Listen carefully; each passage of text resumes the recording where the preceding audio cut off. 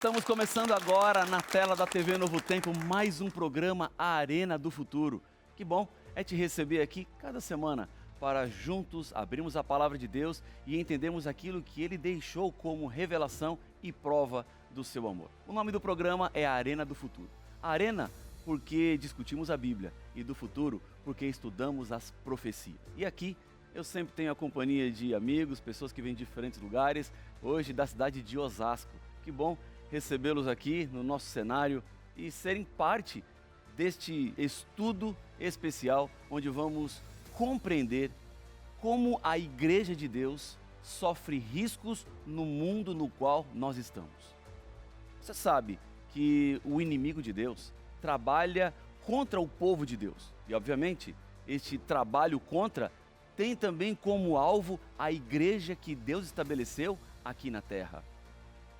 Quais são esses riscos? Como podemos nos proteger deles? Esses são os temas que vamos conversar hoje no programa Arena do Futuro, que está apenas começando.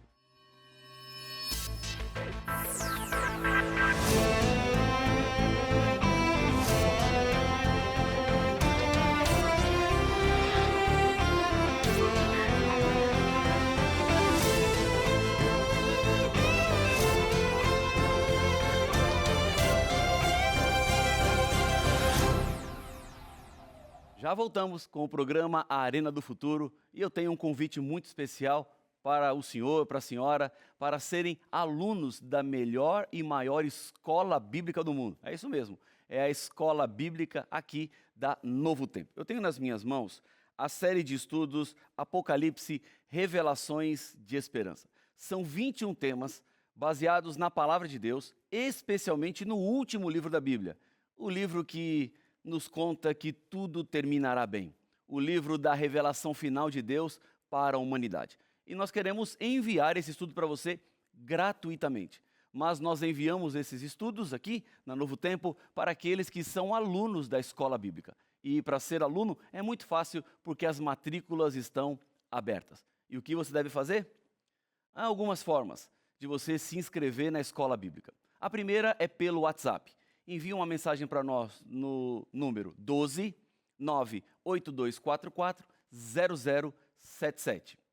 Você vai preencher um pequeno cadastro e nós vamos enviar para você esse estudo aqui gratuitamente. Ou você pode ligar no telefone fixo 12 21 27 31 21, lembrando que este número funciona de segunda a sexta-feira em horário comercial. Ou você pode também ir diretamente para o nosso site na internet, biblia.com.br, ok? Está aparecendo também aqui na tela da TV um QR Code. Se você apontar a câmera do seu celular, você vai ser levado diretamente para a escola bíblica e juntos vamos estudar a palavra do Senhor. Tudo certo? Combinado? Se você não é aluno ainda, fica aí o convite para que você se torne parte dessa importante escola bíblica. Vamos à Bíblia? Porque aqui no Arena do Futuro, tudo começa na palavra. É a base de tudo, é o fundamento de tudo. Jesus Cristo não foi meramente uma pessoa importante que viveu e morreu muitos anos atrás. De acordo com a Bíblia, ele é o Deus Criador que viveu nesta terra como ser humano para derramar o seu sangue e nos dar vida. Ele resgatou a humanidade pecadora do poder do pecado, do poder de Satanás e da terrível consequência que é a morte. Mas, na palavra de Deus, nós vemos que Ele está vivo hoje e oferece vida eterna para todos aqueles que o buscam com um coração sincero, com um coração aberto. Recebê-lo ou não como o Senhor da sua vida é uma questão de vida ou morte. Por isso é algo muito sério. Você não pode ouvir a palavra de Deus e achar que isso é apenas interessante, é um entretenimento, é alguns minutos que você vai se distrair me assistindo aqui, porque o que eu estou falando vai influenciar e mudar o rumo da sua história. É questão de vida eterna ou morte eterna. Por isso, a seriedade deste momento me faz olhar nos seus olhos e, uma vez mais, apelar logo no começo do programa Arena do Futuro, para que você tome uma decisão ao lado de Cristo Jesus, para que você abra o seu coração e permita que Ele fale a sua vida, que Ele transforme o seu ser, que Ele molde o seu caráter. Porque para que todos os seres humanos tivessem acesso à mensagem de salvação, Jesus deixou uma missão para a sua igreja. Lá no livro de Atos, no capítulo 1, no versículo 8, nós encontramos Jesus deixando um comissionamento para os seus discípulos e que também alcança todos aqueles que um dia descobriram as verdades da palavra de Deus. Vamos lá? Atos capítulo 1, versículo 8. Este versículo está no contexto quando Jesus estava subindo ao céu. E diz a Bíblia o seguinte, em Atos 1, 8. Palavras bíblicas dizem assim: mas recebereis poder ao descer sobre vós o Espírito Santo, e sereis minhas testemunhas, tanto em Jerusalém, como em toda a Judéia e Samaria, e até aos confins da terra. Depois que Jesus deixou esta ordem, os discípulos obedeceram fielmente este pedido e os resultados começaram então a aparecer. Conversões em massa, dons especiais como o dom de línguas, curas, vidas transformadas. O crescimento do número de cristãos era exponencial dia a dia. Agora, todo esse crescimento da igreja, obviamente, também despertou algumas preocupações, especialmente com as ameaças que poderiam surgir com os cristãos, como perseguições, prisões, espancamentos e também mortes. Por exemplo, Estevão, um dos principais líderes cristãos, um dos primeiros diáconos da igreja, foi o primeiro mártir. Ele morreu apedrejado. A sua morte aconteceu no ano 34 depois de Cristo. Esta data que faz parte do calendário profético. Com ela estava o fim das 70 semanas que foram preditas lá em Daniel no capítulo 9. Depois da morte de Estevão, começa o período de pregação àqueles que não eram judeus. Foi depois da morte de Estevão que surgiu o transformado Paulo, que antes era Saulo, um inimigo da igreja, um feroz perseguidor da igreja, mas que teve um encontro maravilhoso com Deus, caiu do cavalo, ficou cego, foi restabelecida a sua visão e ele volta agora como um dos principais pregadores. A força do evangelismo, a força da mensagem se intensifica na mesma medida que se intensificavam as perseguições. Os demais sistemas religiosos estavam em perigo. E a estabilidade do império também. 2 imperadores, Nero e Domiciano, que eram imperadores romanos, eles foram os maiores perseguidores da igreja. Sabe o que é bonito de ver? Quanto mais os cristãos eram perseguidos, mais eles aumentavam em número. A perseguição tornava os cristãos mais ousados na pregação. Chegou até ser dito por Tertuliano: o sangue dos mártires é semente.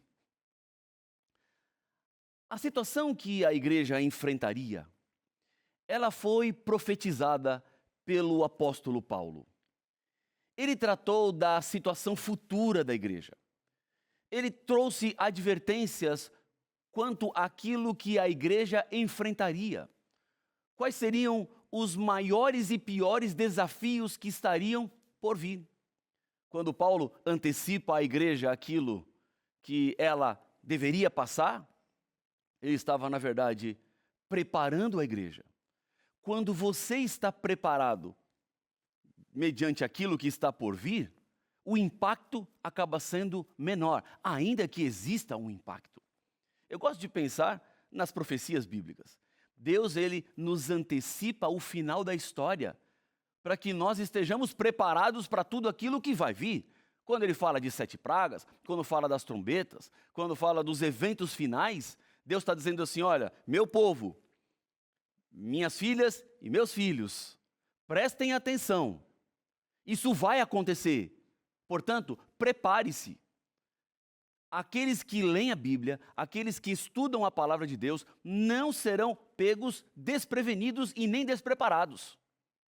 Em realidade, quem não lê a Bíblia não está entendendo nada do que acontece no mundo.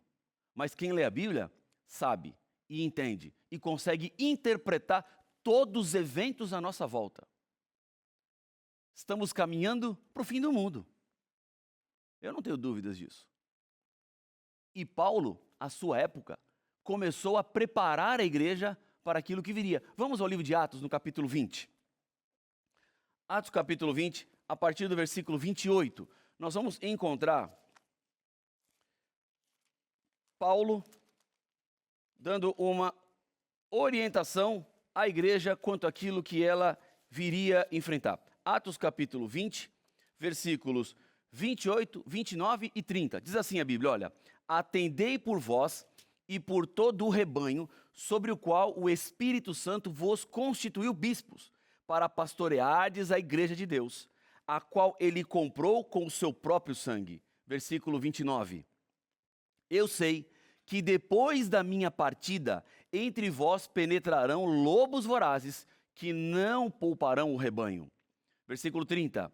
E que dentre vós mesmos se levantarão homens falando coisas pervertidas para arrastar os discípulos atrás deles. Paulo está advertindo a liderança sobre os perigos que era necessário proteção. Você não pode subestimar a importância da igreja, porque ela tem o seu papel. Às vezes encontro pessoas que dizem assim: pastor, eu gosto e amo Jesus, mas eu não quero a igreja. Bom, veja, a igreja é o corpo de Cristo. Quem estabeleceu a igreja no mundo foi o próprio Deus. Portanto, a igreja é fundamental, ela é importante. Eu não estou lhe dizendo que somente se salvarão aqueles que estão na igreja. Eu estou dizendo que você pode até se salvar sem a igreja, mas é muito mais difícil. Porque é na igreja que eu pastoreio e sou pastoreado, que eu cuido e sou cuidado. É na igreja que eu exerço os meus dons, é na igreja que nós nos organizamos para a pregação do evangelho. Portanto, a igreja é sim fundamental e cumpre um papel profético nos dias finais da história da humanidade. Quando Paulo fala sobre lobos vorazes, ele está se referindo a falsos mestres. Paulo também fala dos perigos internos. O perigo que aconteceria entre as próprias pessoas da igreja, como o descuido, a superficialidade, a cobiça, a preguiça, o egoísmo. Paulo faz, em realidade, uma profecia. Os lobos vorazes nos acompanham até hoje. Os desafios do passado são os mesmos desafios que nós temos no presente. Perfeita a igreja não é, porque eu gosto de pensar que nós não somos um museu, onde as peças prontas ficam expostas para serem admiradas, mas nós somos uma fábrica, onde tem produto que está sendo produzido, tem produto que já está pronto, tem produto com defeito. Estamos aqui em processo. Isto é igreja. O cumprimento histórico desta profecia aconteceu, não muito tempo depois, especialmente com a conversão do imperador Constantino. Quando ele se converteu, quase metade do Império Romano era cristão. O imperador, então, ele se viu em desvantagem e isso colocava em xeque a sua popularidade. O paganismo ia se enfraquecendo, porque os templos cristãos estavam cada vez crescendo mais. A igreja pagã lutava para manter a sua supremacia. Para o imperador, essa disputa era prejudicial demais. Ele procurou o favor de ambas igrejas. Na verdade, o que ele quis foi fundir o cristianismo e o paganismo. Constantino, então, faz algo terrível. Ele juntou práticas pagãs com práticas cristãs. foram muitas concessões que foram absorvidas a partir de então. Eusébio chegou a dizer, a fim de recomendar aos pagãos a nova religião, eles transferiram para a igreja cristã os ornamentos exteriores do culto pagão. E sabe o que aconteceu? A igreja cristã, ela foi corrompida na sua essência. A igreja cristã, que até então pregava a verdade, ensinava a verdade, ela agora começou a se acomodar, porque Constantino estava por trás. E ele foi importando práticas que não têm nenhum respaldo na Bíblia para dentro da igreja. Olha só, vou te dar uma lista de eventos históricos que passaram a fazer parte da igreja e que não estão na revelação de Deus. Por exemplo, no ano 321, Constantino, ele fez o decreto para a adoração no domingo. Até então, o dia de guarda era o sábado.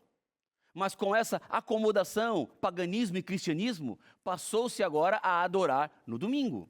Mas na Bíblia você não encontrará nenhum verso que autorize a mudança do dia sagrado do sábado para o domingo. No ano 364, o Concílio de Laodiceia, então, oficializa a guarda do domingo. No ano 370, então, começou a se cultuar os santos. No ano 400, passou-se a orar pelos mortos. No ano 530, surge o dogma do purgatório, ou seja, a pessoa que morre não vai nem para o céu nem para o inferno, aquela que não está definida, vai para o purgatório para um acerto de contas. No ano 998, foi instituído o Dia de Finados, ou o Dia dos Mortos. Em 1184, foi instituída a Inquisição, uma perseguição aos cristãos. No ano 1190, começa a venda das indulgências. E o que era isso? Era a compra do perdão.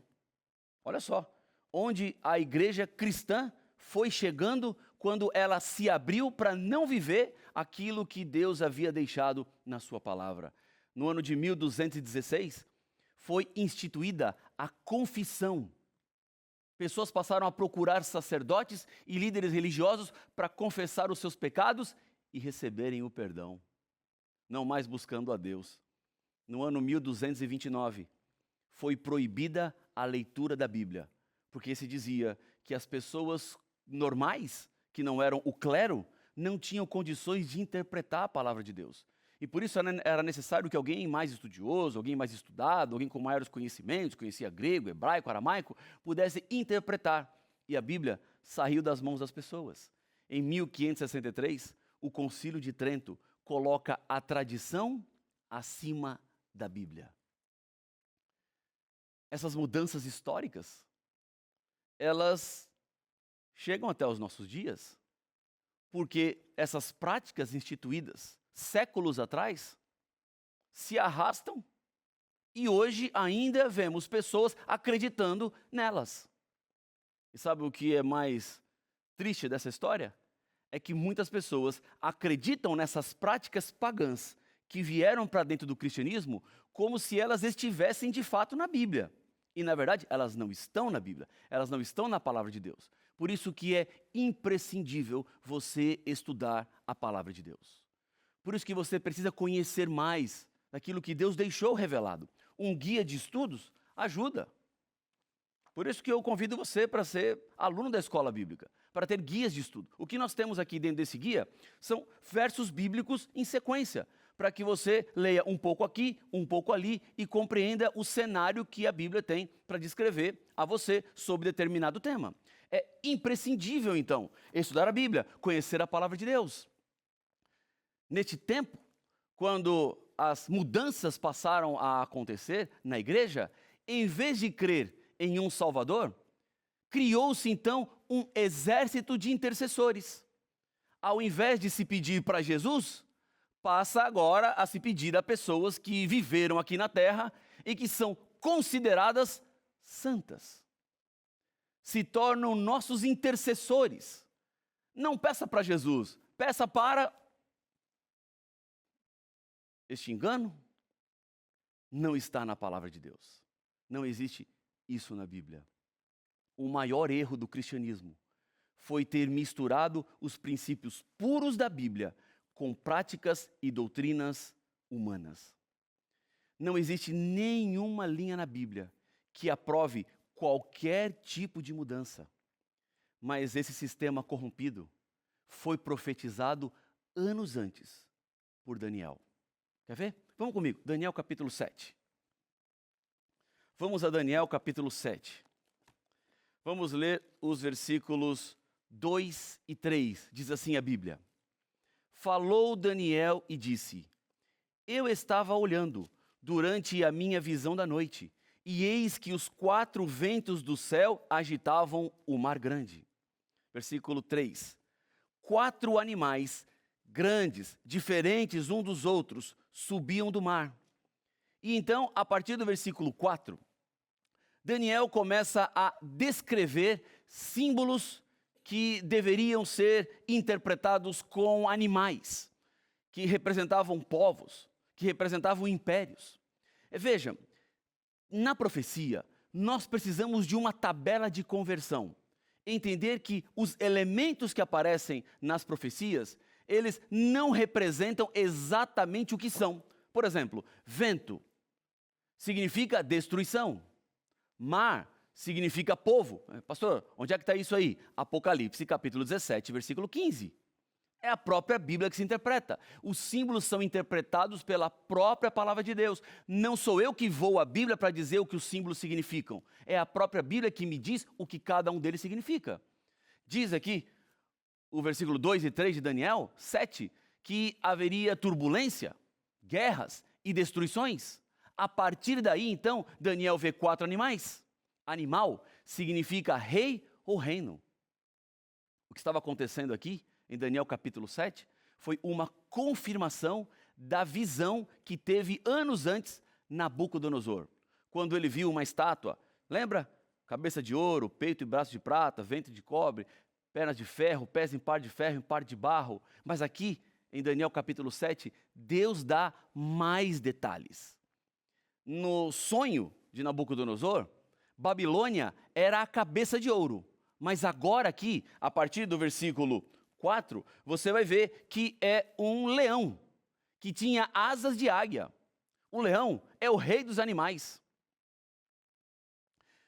O leão, ele representa um poderio.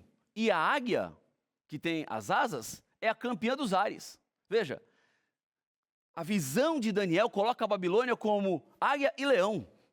Achados arqueológicos encontraram essa imagem nas ruínas de Babilônia. Sabia? A imagem do leão e da águia. Porque era uma representação. Logo depois, o segundo império foi o Império Medo-Persa, representado na estátua de Nabucodonosor pelo peito e braço de prata. Agora são representados por um urso. E esse urso se levanta mais de um lado do que do outro, porque a Pérsia sobrepujou a Média. Este urso tem 3 costelas na boca, que são as 3 grandes conquistas do Império Medo-Persa: a Lídia, o Egito e, obviamente, a Babilônia.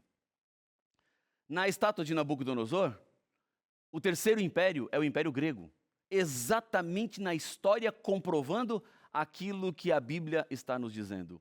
O ventre de bronze agora é representado pelo leopardo, que tem 4 cabeças, que representam os 4 generais de Alexandre o Grande, o líder do Império Grego, que foram Lisímaco, Cassandro, Seleuco e Ptolomeu.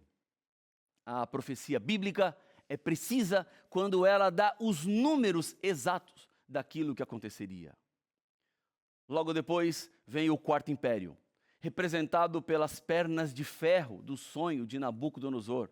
Aqui, Roma está representada como um animal semelhante a um dragão. Cada animal que veio depois derrotou o anterior. Agora, o mesmo não aconteceu com Roma, que sofreria uma derrota interna, ou seja, um império dividido. Sequelas da fragmentação da grande Roma. Na estátua de Nabucodonosor, representado pelos pés em par de ferro e em par de barro. 10 dedos foram exatamente os 10 impérios que se fragmentaram Roma, que são representados agora aqui em Daniel no capítulo 7 pelos 10 chifres. Mas um chifre se destaca entre esses. Veja o que diz Daniel 7 e o versículo 8. Diz assim, estando eu a observar os chifres, eis que entre eles subiu outro pequeno, diante do qual 3 dos primeiros chifres foram arrancados. E eis que neste chifre havia olhos como os de homem e uma boca que falava com insolência. Esse chifre pequeno era diferente, porque não era um poder político apenas. Estamos tratando de um poder religioso. E esse chifre teria uma terrível atuação. Veja o versículo 25 do capítulo 7. O que ele faria? Proferirá palavras contra o Altíssimo, magoará os santos do Altíssimo e cuidará em mudar os tempos e a lei, e os santos lhe serão entregues nas mãos por 1 tempo, 2 tempos e metade de 1 tempo. Na medida em que o Império Romano declinava, a Igreja Romana ganhava força. A sua atuação seria mudar a lei. A Bíblia estabelece que o dia de guarda é o sábado bíblico. A mudança que hoje vemos é fruto do trabalho do chifre pequeno. Em Apocalipse, capítulo 14, versículo 12, a Bíblia diz que aqui está a perseverança dos santos, os que guardam os mandamentos de Deus e a fé em Jesus. Uma das características do povo remanescente de Deus é a guarda dos mandamentos. Muitas pessoas estão diariamente conhecendo essas verdades e se apegando mais ao Senhor. Há pessoas que praticam a sua fé sem conhecerem as razões para ela. Ora, o que Deus espera é uma decisão sincera. E ela deve ser tomada agora. Porque procrastinar, que significa deixar para depois, pode ser extremamente perigoso. Deus revela quem é o seu povo. E o convite está aberto para quem quiser ser parte do povo de Deus. O que é que você vai fazer? Qual será a sua decisão? Vá no site encontreumaigreja.com.br. Veja a igreja mais próxima da sua casa e vá até um templo da Igreja Adventista do Sétimo Dia. Se una a este povo que está determinado a viver as verdades bíblicas, que não está cedendo a tradições ou pensamentos que não têm nada a ver com a palavra de Deus. O convite está feito. Não sou eu que estou fazendo, é o próprio Deus. E agora? O que é que você vai fazer? Feche os olhos e vamos juntos orar. Senhor, Deus querido, Pai nosso, eu lhe agradeço porque nesse momento, quando nós voltamos os nossos olhos à palavra, o Senhor nos liberta de qualquer engano, o Senhor nos mostra a verdade, o Senhor aponta o caminho e assim nos dá segurança para trilharmos rumo à eternidade que teremos em Cristo Jesus. Pai, eu oro com cada pessoa neste momento, entregando a vida deles e delas nas Tuas mãos, para que o Senhor se faça em nós. São bênçãos que eu peço no nome de Jesus. Amém. Deus abençoe muito sua vida. Parabéns pela sua decisão. A gente continua juntos aqui, no Novo Tempo, o canal da Esperança. Até mais.